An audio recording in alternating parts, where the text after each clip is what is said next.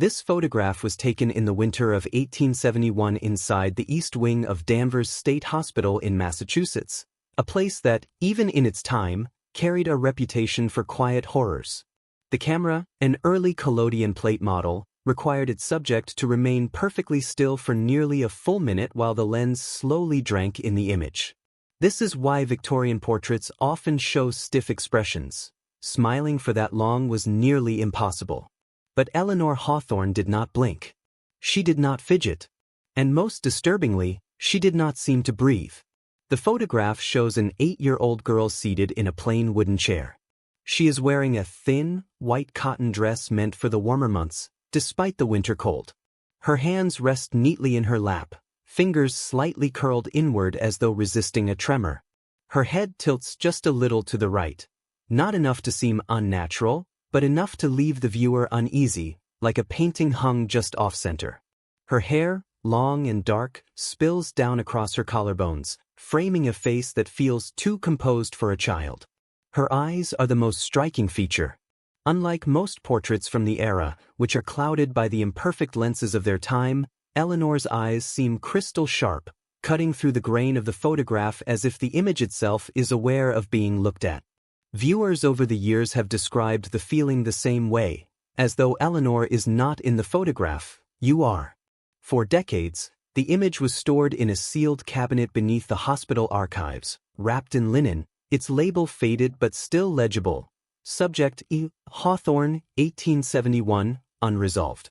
It wasn't until the late 1960s, when the building was being cleared for demolition, that it resurfaced. A team of archivists cataloging old patient records stumbled upon it accidentally. One of them reportedly refused to handle the photograph after the first viewing. "It's not right," he said. "Her eyes follow you even when the light is off."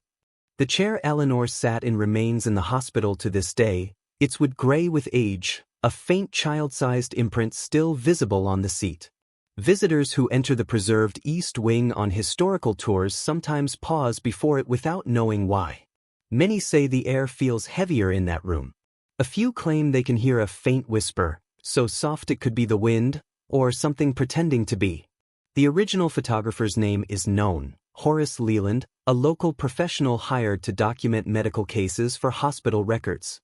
His journal, found decades later in a locked trunk, contains a single unsettling entry on the day of the session. The girl did not flinch, not once. She stared through me as though she'd already seen what I was about to do. When the plate was developed, there was something in her eyes. No reflection, no light, just black. I've photographed corpses with more warmth. Leland never photographed another patient after Eleanor. 2 months later, he left Massachusetts without explanation, abandoning his studio, unpaid bills stacked by the door. Historians and skeptics have offered theories over the years. Some suggest the photograph is an example of long exposure stillness, an accidental trick of early photography. Others claim it is nothing more than a pale, malnourished girl in the grips of illness. But those who have stood in front of the original glass plate disagree. They say that no trick of light explains the way the shadows seem to bend toward her, or how her pupils, unlike any others from the era's photographs, appear bottomless. The most troubling part is the background. Though the records indicate the session took place in a well-lit examination room, the developed image shows a void, an uneven black, like something consumed the walls. No furniture, no light fixtures, no trace of the room remains. Just Eleanor. And behind her, a faint, almost imperceptible smear, as if something moved too quickly to be caught on film. Some archivists insist it's just a flaw in the collodion plate. But those who have examined it under magnification claim the smear resembles the faint outline of a figure. Featureless. Leaning slightly toward her. This photograph is the first known record of Eleanor Hawthorne. But it is far from the beginning of her story. When that lens captured her stillness, it did not just document a moment in time. It trapped something else, something no one was prepared to understand. And in that frozen instant, as the light etched her image onto glass, Eleanor did not just become a patient of Danvers State Hospital. She became a question. One no one has answered in over 150 years. To understand Eleanor Hawthorne's story, you must first understand the world that made her. Boston in 1871 was a city of iron and ice, its cobblestone streets crowded with the weight of a changing nation. The echoes of American Civil War still lingered like smoke over the harbor. Steamships coughed black plumes into the gray winter sky. The clatter of horse hooves and iron wagon wheels was constant, blending with the bells of churches and the cries of merchants on the streets. The North End, where Eleanor's family lived, was a maze of narrow alleyways and leaning wooden buildings. Immigrant families, Irish, Italian, Polish, stacked themselves into these cramped quarters, chasing a promise of a better life that too often dissolved into soot and poverty. The smell of the city was a mixture of coal smoke, brine from the harbor, and the sourness of overfilled gutters. Yet amid this roughness, there was a sense of community. Children played in the streets until the church bells marked curfew. Mothers gossiped on stoops. Fathers returned home with tired hands and soot-stained faces, their shoulders stooped but proud. Eleanor was born into this world in the summer of 1863. Her father, Thomas Hawthorne, worked on the docks unloading cargo from ships that came in from Liverpool and Marseille. He was a quiet man, thick-shouldered from years of hauling barrels, with a fondness for reading the newspaper aloud in his thick County Kerry accent. Her mother, Margaret, worked in the home of a wealthy Beacon Hill family, cooking, polishing silver, scrubbing floors until her knees bled. The Hawthornes had little money, but they had enough to keep food on the table and fire in the hearth. Eleanor was their only child. From the start, she was healthy, bright, and quick to smile. The parish priest at St. Brigid's often remarked that God has given that girl a light in her eyes. She loved to watch ships disappear into the fog of the harbor and would ask her father endless questions about where they went. Far places, Nellie, he'd tell her. Places you'll see someday if you've the courage. Her favorite pastime was sitting by the small upstairs window, sketching ships with a piece of charcoal. She attended a small Catholic school run by the Sisters of Mercy. Her lessons were modest: basic reading, arithmetic, catechism. She was a curious student, often asking more questions than the nuns could answer. But nothing in her early years suggested anything extraordinary. By all accounts, Eleanor was a perfectly ordinary child. But beneath the everyday rhythms of Boston life, the city carried shadows of its own. Poverty and disease stalked the narrow streets. Epidemics swept through overcrowded neighborhoods, taking the young first. Child labor was common, and the sound of coughing children echoed through boarding houses in winter. People feared the unseen, plagues, curses, spirits that were whispered about in back rooms and taverns. And when medicine failed, the church became the final refuge. It was also a time when science and superstition collided uneasily. Psychiatry was still a crude discipline, practiced in asylums that resembled prisons more than hospitals. Patients were often restrained, submerged in icy water, or subjected to moral treatment meant to tame their madness rather than heal it. Many believed the disturbed were touched not by illness, but by the devil himself. And looming on a hill north of Boston, like a stone sentinel, stood Danvers State Hospital. Its long brick wings stretched like open arms, a model of the Kirkbride plan, a design intended to heal through light, air, and isolation. But in reality, the institution was known more for silence than for cures. The people of Boston whispered about Danvers. They called it the castle on the hill, a place where souls were locked away and seldom returned. It was against this backdrop of hope and hardship, superstition and science, that Eleanor's life unfolded. To her parents, she was a child like any other.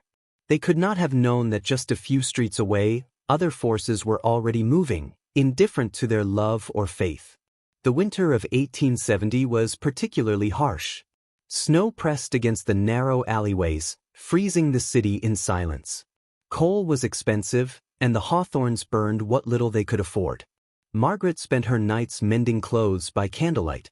Thomas came home late, his breath fogging the window pane as Eleanor waited for him with her drawings. She had no inkling that in less than a year, her life would be measured not in bedtime stories and harbor winds, but in medical reports and whispered prayers. Looking back, neighbors would later say they noticed small things. That Eleanor had grown quiet. that she had begun to look out of her window at night, not toward the harbor anymore, but at the darkened streets, as if watching something invisible move between the shadows. Boston, in 1871, was a city of many faces. But for one little girl, it would become the stage on which something far older than the city itself decided to be seen. It was a gray morning in September of 1870 when Margaret Hawthorne first felt that something in her home had shifted. The sun had barely crept over the frozen rooftops of the North End, its weak light struggling to cut through the fog that rolled in from the harbor. The air carried the scent of wood smoke and distant saltwater. Margaret rose early, as she always did, stoking the kitchen stove and setting a tin kettle over the flame. Her mornings were predictable, almost sacred in their repetition. Warm bread, black tea, and Eleanor's small footsteps on the stairs. But that morning, there were no footsteps. The clock on the mantel ticked with an unnerving sharpness in the silence. At first, Margaret thought Eleanor was still asleep, exhausted from the chill of the night. She climbed the narrow stairs to the attic bedroom where her daughter slept. The door was slightly ajar. Eleanor sat upright in bed, hands resting on the blanket, her face turned toward the frosted window. She wasn't looking through it. She was staring at it, at the empty pane of glass, as though it were speaking back. "Eleanor," Margaret whispered. The girl didn't answer. Not at first. Only after a long pause did she slowly turn her head. Her movements were deliberate, like someone being wound by an invisible hand. And when her eyes met her mother's, Margaret felt a sensation she would later describe as, like stepping into a room that has been waiting for you for years. Eleanor's gaze was colder than the air in that room. She climbed out of bed without blinking, her nightgown brushing against the wooden floor. There was no smile, no sleepy yawn, none of the small gestures that belonged to the child Margaret knew. Eleanor walked past her silently, descending the stairs without the clumsy skipping of an 8-year-old. Her posture was rigid, almost rehearsed. Margaret followed, unsettled but trying to convince herself it was nothing. The fever, perhaps. A restless night. She set a cup of tea before her daughter, who sat at the table with her hands folded perfectly in her lap. When Margaret gently asked her if she was feeling well, Eleanor tilted her head slightly and whispered, "He said it's almost time." The words froze the room. "He?" Margaret asked. Eleanor's lips curved into something that wasn't quite a smile. "The one behind the glass." She spoke as though stating something ordinary, like commenting on the weather. But her voice was different. It carried a weight, as if it were being pulled from a place too old for a child to understand.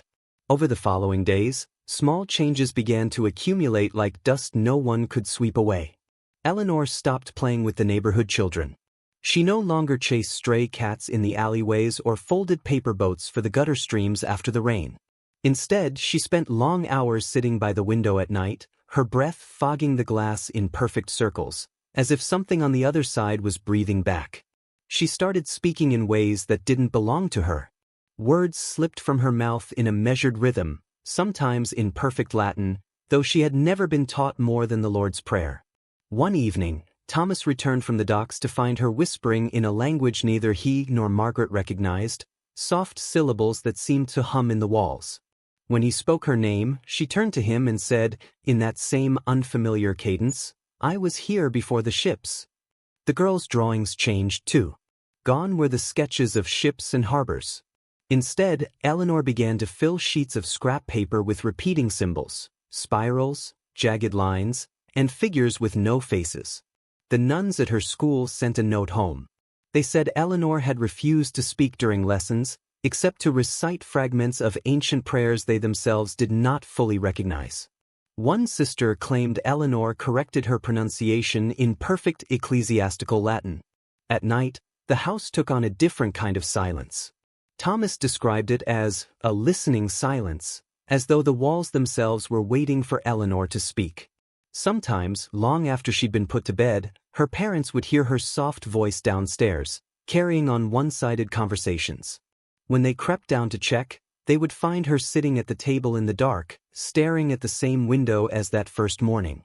The final straw came 2 weeks later. Margaret entered Eleanor's room just before dawn and found her daughter standing barefoot on the windowsill, her nightgown fluttering like a pale flag in the wind. Her hands were outstretched toward the dim, fog-covered street. "He's here," Eleanor whispered. Her eyes reflected no light. Margaret screamed for Thomas. He rushed in, pulling the girl back from the window. But Eleanor didn't fight. She didn't cry. She simply looked at them and said, in a voice that did not belong to an 8-year-old child, "You shouldn't have made him wait." The city outside went on with its ordinary rhythm that day. The horses, the harbor bells, the cries of the fishmongers. But inside the Hawthorne home, everything had changed. Whatever had been their daughter was now sharing its space with something else. And in the cold stillness of that window, the boundary between the world they knew and something far older had begun to fray. By late autumn of 1870, the change in Eleanor Hawthorne was no longer something her parents could explain away with fevers or bad dreams. It was a quiet but relentless transformation, like water seeping into the foundations of a house, rotting the wood from within. At first, it had been the stillness, the eerie, disciplined way she moved. But then it became everything. The way she looked at people, the things she said, the way the air itself seemed to shift around her. The first signs were small. Her appetite dwindled. She sat at the kitchen table for hours without touching her food, hands folded neatly in her lap, her expression unreadable. When asked why she wouldn't eat, she replied once, softly, "He says I don't need it anymore." No one knew who he was. Thomas tried to joke, to tease her into laughing the way she used to, but Eleanor only tilted her head at him, like someone observing a stranger. It was not a child's gaze. It was too still, too knowing. Then came the whispers. At night, when the city outside was swallowed by fog, the Hawthorns would hear faint sounds coming from Eleanor's room. Not the sing-song chatter of a child talking to herself, but hushed, rhythmic murmurs. Measured, deliberate, almost liturgical. Thomas crept up the stairs once to listen. Through the narrow crack in the door, he saw Eleanor sitting cross-legged on the floor, tracing invisible shapes on the wood with her finger, whispering words he didn't understand. The shadows in the room looked wrong. He could not explain why, but they didn't seem to belong to her or the furniture. They seemed to be listening. Soon the entire neighborhood began to notice. Eleanor stopped playing in the streets altogether. Children whispered about her in hushed tones, calling her the hollow girl. She would stand in the yard at odd hours, staring at the alley across the street, where no one else saw anything. Once, a neighbor swore he saw a shape, a tall, black figure, standing in that same alley, just long enough to be real and then gone. The Hawthorns dismissed it as superstition, but the whispers grew. Animals felt it before the people did. The stray dogs that once followed Eleanor through the streets now avoided the Hawthorne house altogether. Birds stopped perching on the rooftop. Even the family's old gray cat began to hiss when Eleanor entered the room, its fur rising in jagged peaks before bolting into the cellar. Her behavior grew stranger. She began drawing incessantly. Not ships or flowers as she once did, but intricate geometric shapes, spirals that folded into themselves, strange symbols that seemed almost alive on the page. Some of them were carved directly into the wood of the kitchen table with a small metal nail she'd found by the docks. When Thomas asked her what they meant, she replied calmly, "It's the map." One evening, as the last of the daylight drained from the narrow streets, Eleanor entered the parlor without a sound. Her father was mending a loose chair leg. Her mother was folding laundry. Eleanor stood in the doorway, head slightly tilted, and said in that cold, unhurried voice, "You shouldn't stay here after the turning." "What turning, Nellie?" Margaret asked, trying to keep her voice steady. Eleanor simply smiled, a thin, fragile thing that didn't reach her eyes, and walked away. That night, something broke inside the house. Thomas was awakened by the sound of splintering wood. He ran downstairs and found Eleanor standing in the kitchen, her small hands wrapped around the iron fire poker. It was bent nearly in half. She wasn't struggling. She wasn't sweating. She looked at her father with a detached calm and said, "It's easier now." Her physical changes became undeniable. She no longer shivered in the cold. She slept little, if at all. Margaret would wake in the middle of the night and find Eleanor already sitting in the parlor chair, eyes wide open, waiting for something unseen. When asked why she wasn't in bed, Eleanor's reply never changed: "He doesn't like when I sleep." Then there were her eyes. At first, they only seemed a little darker at night, like pupils dilating. But as the weeks wore on, they grew unnaturally black during her episodes, so dark they seemed to swallow the lantern light entirely. More than once, Thomas struck a match and held it up to her face, only to watch the flame gutter as if the air had thickened around her.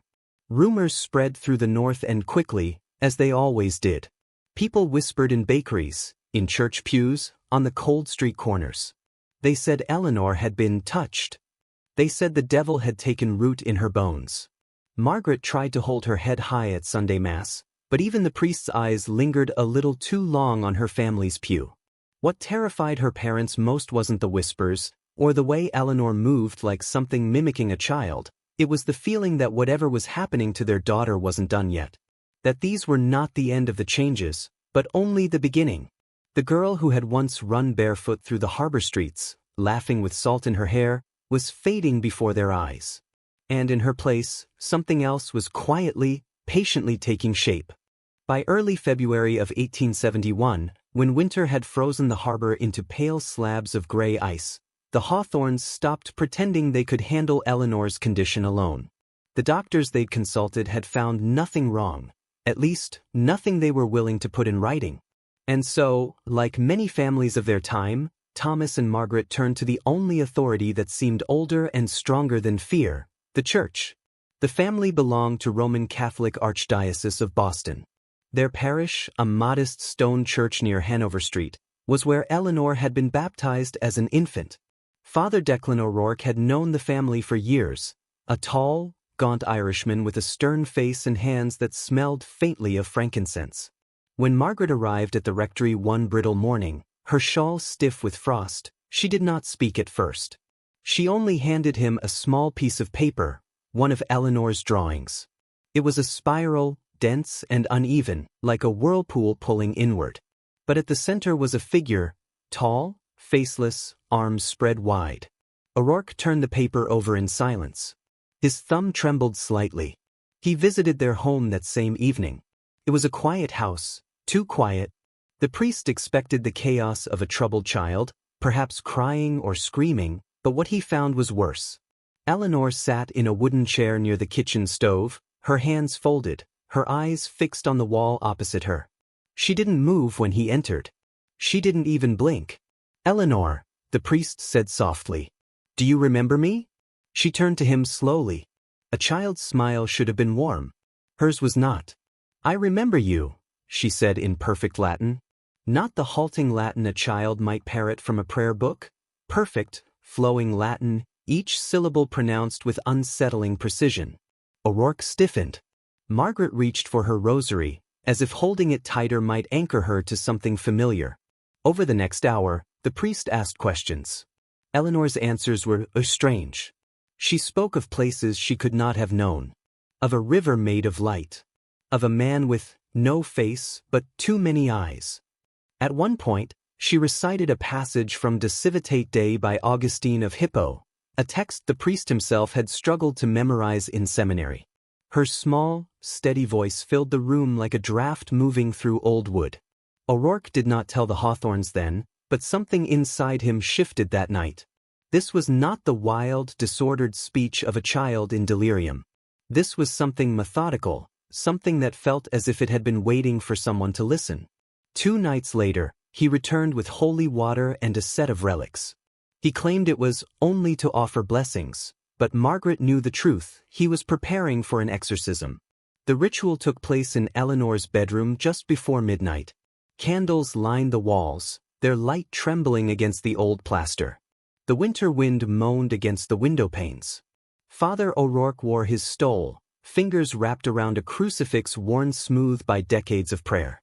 Thomas and Margaret knelt just outside the doorway, their hands clasped so tightly that their knuckles turned white. The priest began in Latin, "Adjuro omnis spiritus immundi, in nomine Dei Patris omnipotentis." His voice was steady at first, though his heart pounded beneath his cassock. Eleanor did not resist.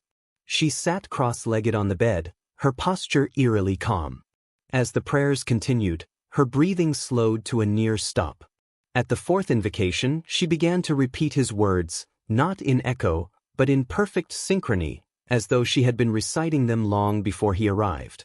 Their voices overlapped until it was impossible to tell which belonged to the priest and which to the child. The candles flickered violently. Margaret swore the room grew colder, not the drafty chill of winter, but a heavy, suffocating cold that sank into her bones. Thomas whispered a prayer under his breath, though he could no longer feel his lips. Then Eleanor opened her mouth and spoke, not in Latin, not in English, but in a language no one in that room recognized. It rose and fell like a chant, rhythmic and hollow.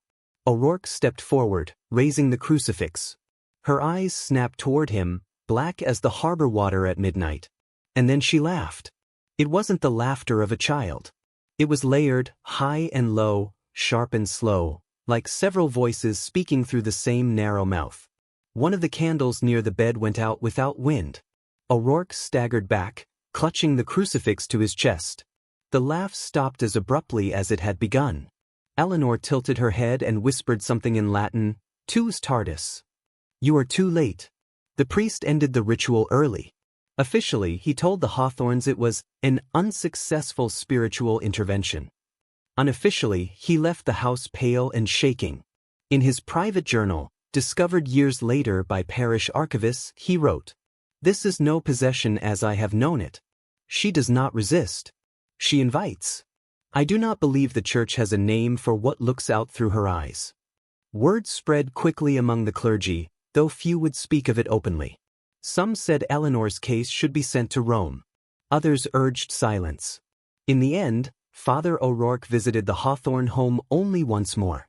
When he left that final night, Margaret swore she saw him cross himself 3 times before stepping into the snow. Faith had offered no comfort. The church had turned away. And for the Hawthorns, hope itself was beginning to unravel. When faith failed them, the Hawthorns turned, reluctantly, to science. The parish had offered no solution, the priest had left pale and silent, and neighbors had begun crossing the street rather than meeting their eyes. Winter clung to Boston like a damp shroud. The fog from the harbor grew thick, curling through the alleyways, muffling sound. Inside the Hawthorne home, time seemed to slow to a dreadful crawl, punctuated only by Eleanor's whispered monologues in languages no one could name. It was Thomas who made the decision. "We've prayed," he told Margaret one night, staring into the dying fire. "Now we need answers." That search led them to Dr. Nathaniel Grimm. Grimm was a peculiar man even by the standards of 19th-century medicine. A physician trained in the emerging field of psychiatry, he had studied abroad in Edinburgh and Berlin, bringing with him methods that unsettled many of his Boston colleagues. He was known for documenting unusual cases with almost obsessive precision, patients who heard voices, who spoke in foreign tongues, who remembered lives they had never lived. He did not shy away from the strange, he sought it. The first examination took place in the Hawthorne parlor, a room lit only by a single oil lamp and the faint glow of the stove. Grimm arrived carrying a black leather case filled with instruments, a stethoscope, a mercury thermometer, a silver tuning fork, and several wax cylinders for voice recording, a rare and expensive tool at the time. Eleanor sat in the chair nearest the fire, her legs tucked beneath her, eyes fixed on the wall. Grimm began by asking simple questions. Her name, her birthday. She answered correctly, but there was a cadence in her voice that made Margaret's skin prickle. Then he shifted to more complex queries, scientific facts, biblical verses, foreign phrases. Eleanor answered fluently in Latin, then in flawless French. She spoke of constellations, referencing stars invisible to the naked eye. When Grimm asked where she had learned this, she said, "I didn't learn. I remembered." Her body presented its own mysteries. Her pulse was abnormally slow, 40 beats per minute, steady and strong. Her skin was cool to the touch, as if her blood ran colder than it should. Grimm pressed his thermometer beneath her tongue, waited and frowned. "This cannot be correct," he muttered. He checked again. Her temperature was several degrees below normal, yet she was not shivering. He then struck the tuning fork and held it near her ear. She tilted her head toward the sound before he even touched it, as if she had anticipated it. When he moved it behind her back, she whispered, without turning, "I can hear what's behind me." Grimm's notes from that night survive in fragments. Subject displays preternatural linguistic aptitude and sensory awareness. Reflexes slow but controlled. Unusual stillness. Chilling to observe, sensation of being observed in return. After that evening, Grimm insisted Eleanor be transferred to a clinical environment for further observation. Margaret refused at first, terrified of losing her daughter to the cold stone wards of Danvers State Hospital. But Thomas, worn down by sleepless nights and the weight of what he could not comprehend, finally agreed. Eleanor did not resist when they brought her to the hospital. She walked between them calmly, wearing a thin gray shawl despite the biting wind. Grimm's colleagues gathered like carrion birds. To them, she was not a girl but an extraordinary case, a living puzzle that might define their young science. For the first few days, Grimm's team subjected her to every test their era could offer. They pricked her skin with needles to gauge her response. She did not flinch. They held matches beneath her palms. She did not pull away. They shone bright lamplight into her eyes and watched, horrified, as her pupils swallowed the light entirely. Her most unnerving ability, however, was her speech. She began speaking in a language no one on Grimm's staff could identify. Not Latin, not Greek, not anything found in their reference texts. It was low, rhythmic, as if recited from memory. When asked to translate, she simply replied, "It is not for you." The hospital's night staff began reporting strange phenomena. The air in Eleanor's room was consistently several degrees colder than the rest of the ward. Nurses claimed to hear footsteps pacing when she was alone, though no one else was in the room. A mirror on the wall cracked without cause during the second week of her stay. And some swore she could tell them their own secrets, things they'd never spoken aloud. Grimm's fascination grew into obsession. He spent hours alone with her, asking questions, recording her words. In one session, Eleanor leaned forward and whispered to him, "You think you're watching me, doctor. But I'm watching you." He later wrote in his private journal, "I do not believe this is illness. It is not hysteria, nor mania, nor any disorder I have studied. There is something else here, something that does not belong to the body, but wears it like a borrowed coat." As winter crept toward spring, the line between patient and phenomenon blurred. Eleanor no longer felt like a child to those who treated her. She was a presence, quiet, patient, and impossibly old. The church had failed. Science had no answers. And Eleanor Hawthorne, seated calmly in her hospital bed, seemed to know this better than anyone. The carriage ride to Danvers State Hospital took nearly 2 hours through the frozen countryside.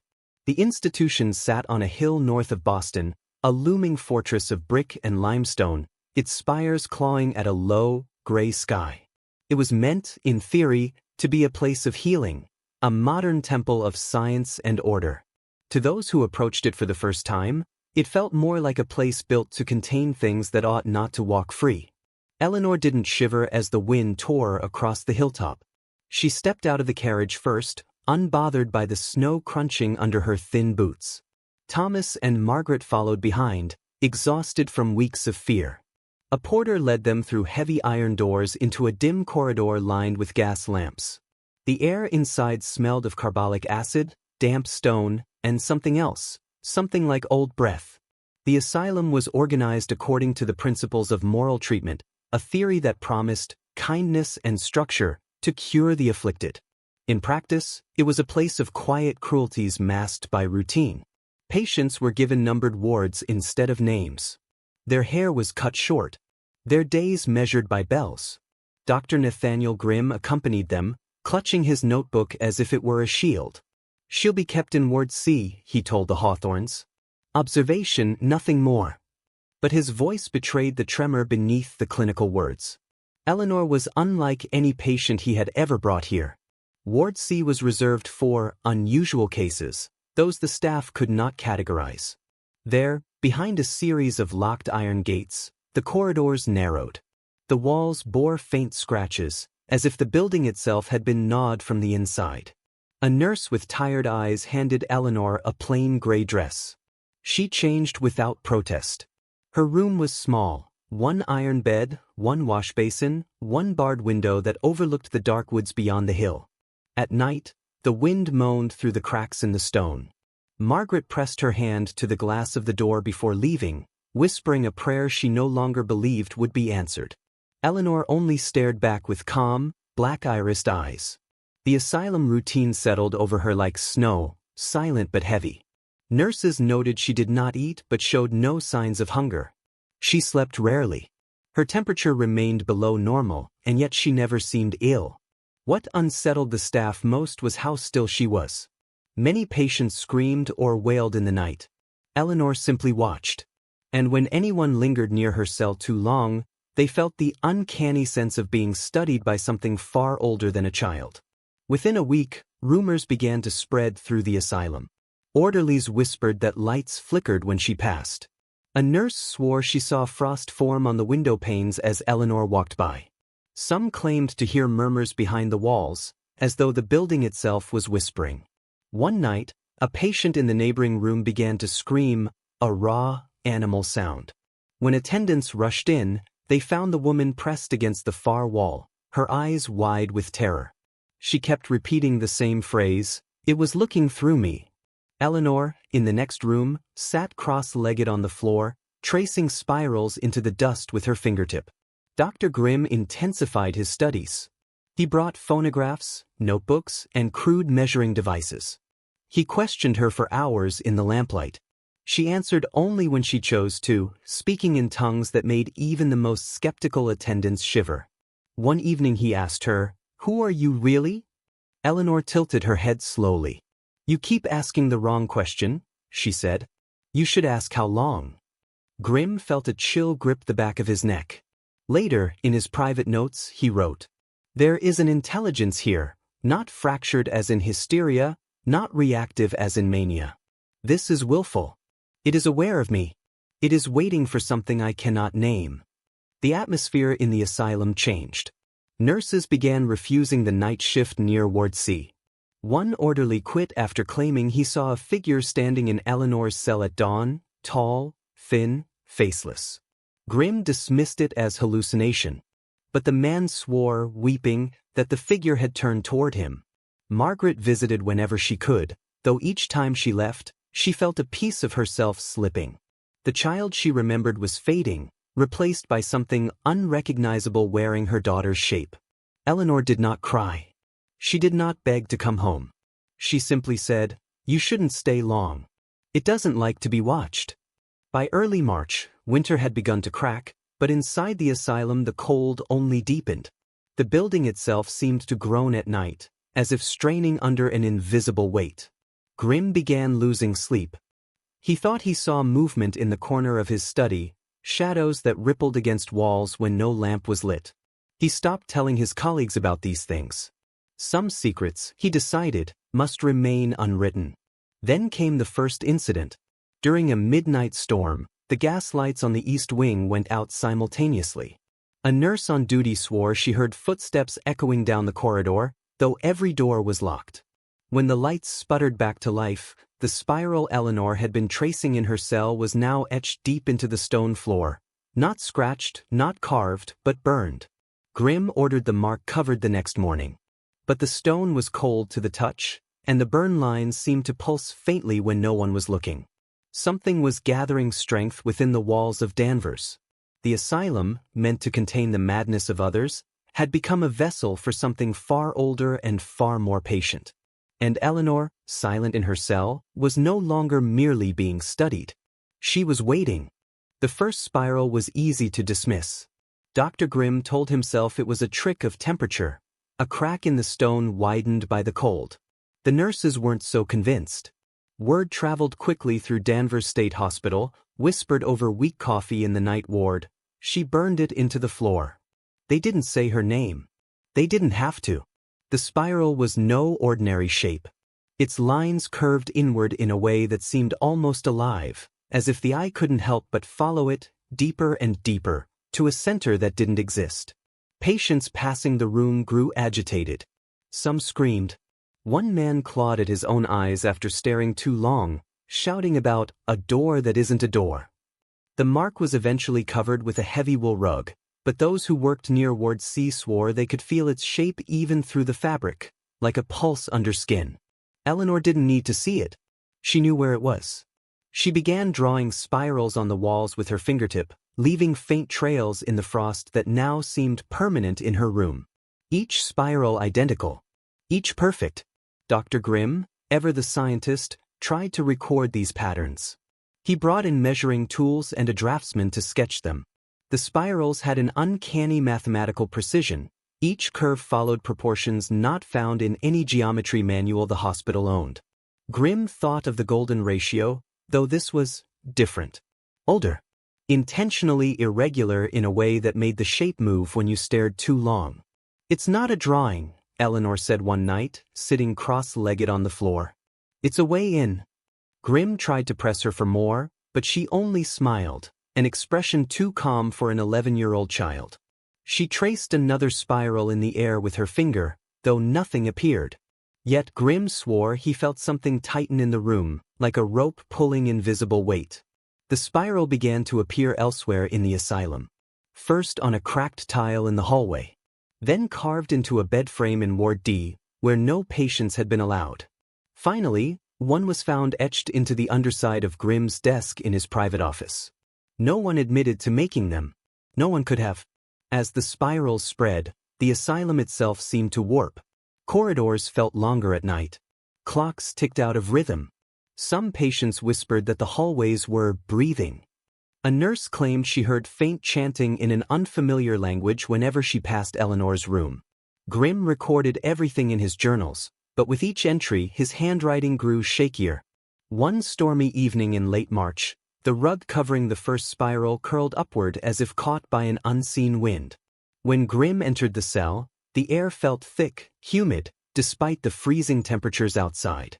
Eleanor stood over the exposed mark, her bare feet pressed against the burned stone. She was humming, softly, tunelessly, like a lullaby without words. "Eleanor," he said, voice trembling despite himself. "What does the spiral mean?" She tilted her head, listening to something he couldn't hear.